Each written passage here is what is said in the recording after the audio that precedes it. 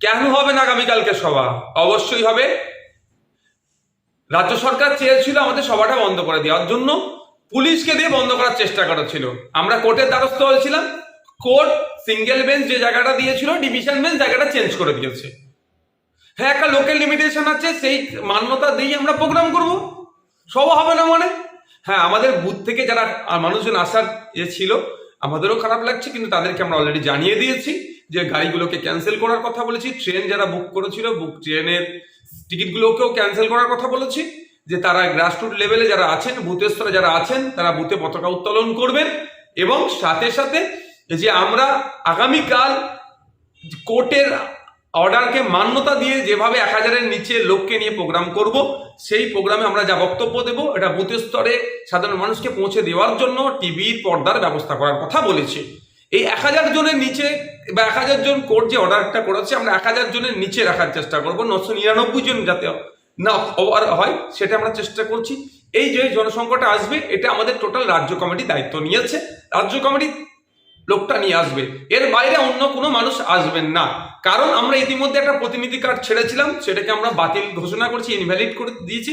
আমরা নতুন করে রাজ্য কমিটির পক্ষ থেকে আবার একটা প্রতিনিধি কার্ড তৈরি করেছি, আমরা সার্কুলেট করে দিয়েছি, যে প্রতিনিধি কার্ডটা দেখিয়ে শুধু ওখানে এন্ট্রি হতে পারবে, যেটা আমরা 1000-এর নিচে রেখেছি। আমরা পিছিয়ে আসছি না। একটা কথা, একটা প্রচার চলছে আর আইএসএফ কি পিছিয়ে আসলো? আমরা পিছিয়ে আসছি না। একটা কথা মনে করিয়ে দিতে চাই, ভিক্টোরিয়া হাউসটা বা হাউসের সামনেটা হচ্ছে মমতা ব্যানার্জির পৈতৃক সম্পত্তি নয়, অভিষেক ব্যানার্জির পিসির সম্পত্তি নয়, ওটা কালীঘাটে ব্যানার্জি পরিবারের সম্পত্তি নয়। ভিক্টোরিয়া হাউস বা তার সামনেটা ওটা জনগণের, ভারতবর্ষের, দেশের সম্পত্তি। সুতরাং ওখানে আগামী দিনে আমরা প্রোগ্রাম করব।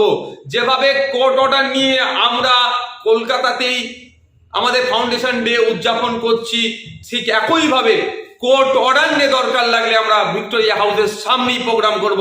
মমতা ব্যানার্জিকে বুঝিয়ে দেবো, অভিষেক ব্যানার্জির পিসিকে বুঝিয়ে দেবো, কালীঘাটের ব্যানার্জি পরিবারকে বুঝিয়ে দেবো এটা আপনাদের পৈতৃক সম্পত্তি নয়, এটা জনগণ তথা দেশের সম্পত্তি। এটা মাথায় রেখে আমরা ওখানে প্রোগ্রাম করব। আমাদের কর্মী সমর্থকদের উদ্দেশ্যে বলছি, হা হতাশার কোনো জায়গা নয়।